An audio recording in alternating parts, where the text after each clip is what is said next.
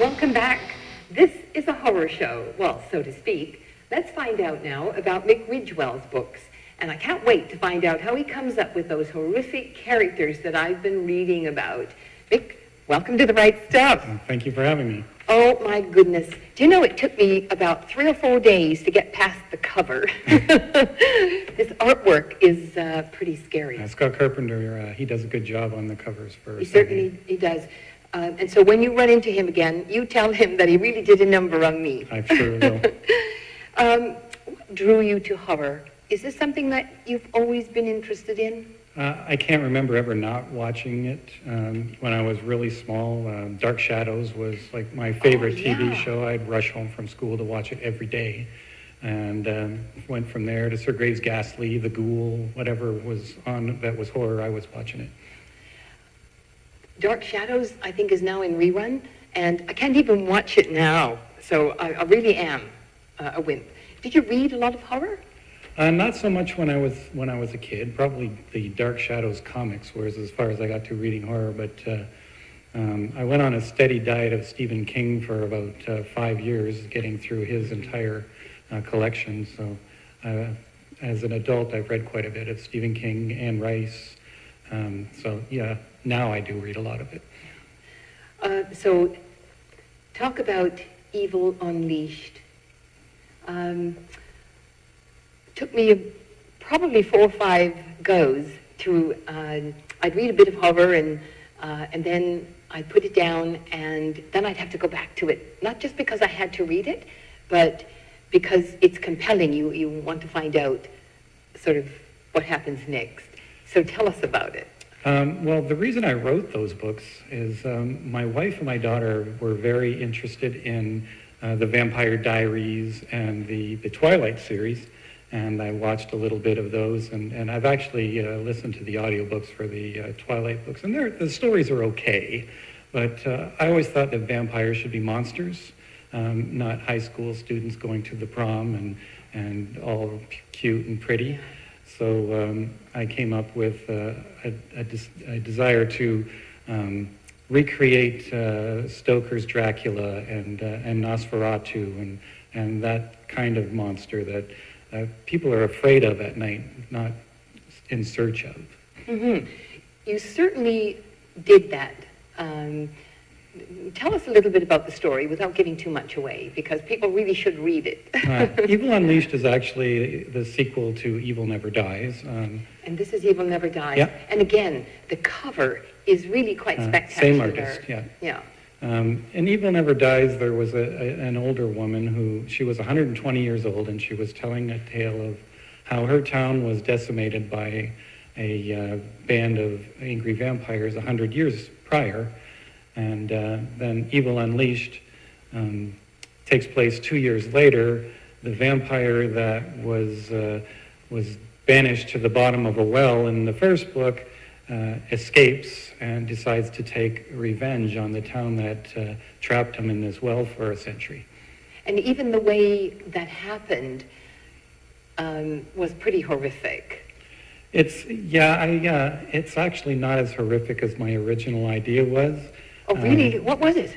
Well, you have a teenage boy who's basically chasing this school teacher with some serious bad intentions, and what happened there was the same, but what the boy did afterwards, there was going to be some things that he did that I thought maybe wasn't appropriate for the book.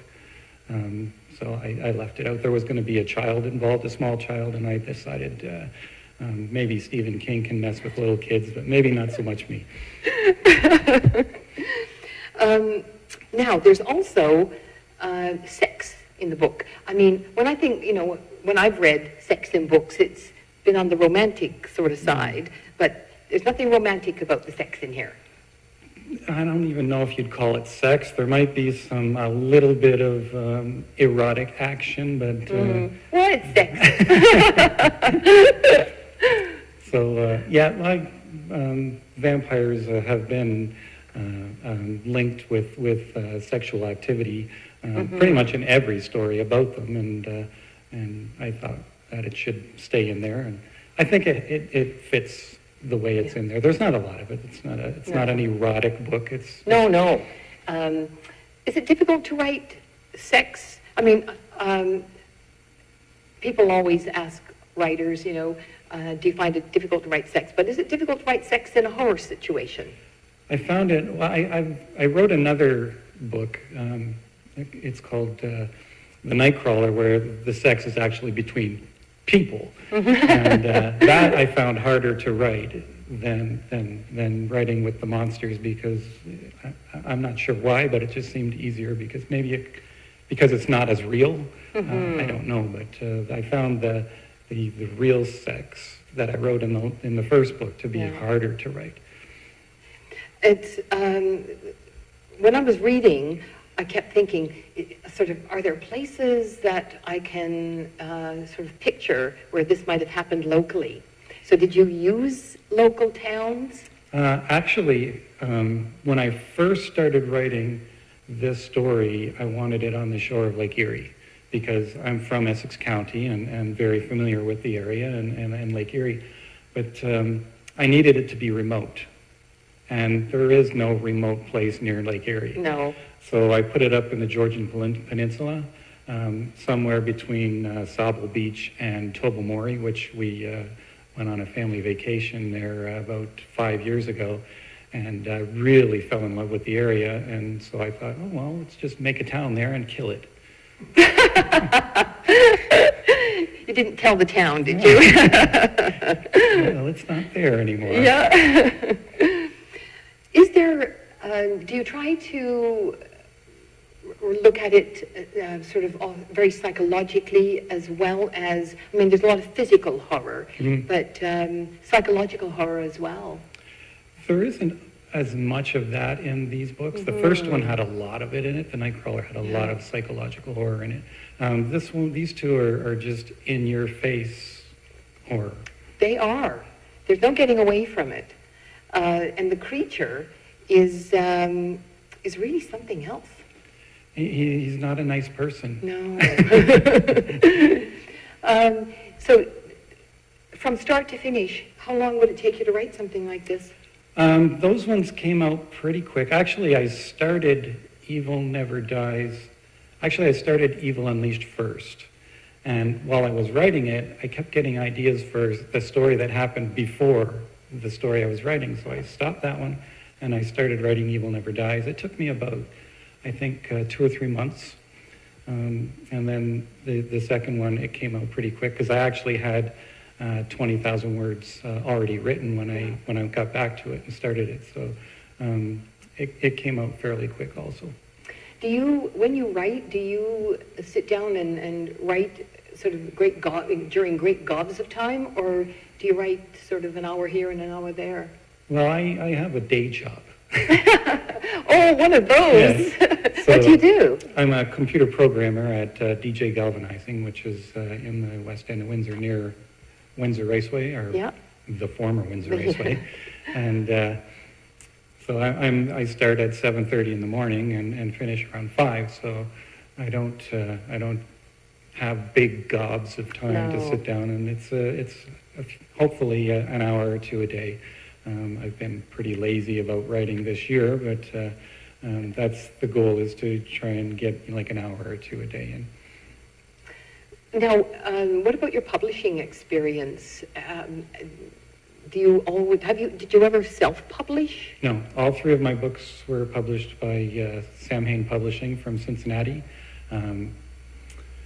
When I first started writing, I had absolutely no clue how this was going to work. You write a book, you send it to a publisher, and they're going to go, thank you, and they're going to publish it. Good. Right? It took me 2 years to write the first one. It took 6 years to find somebody to publish it. Wow. That's pretty typical, isn't it? I think so. I wrote one short story after writing the first book, because everybody kept saying, well, in order to get published, you need to get some short stories published first.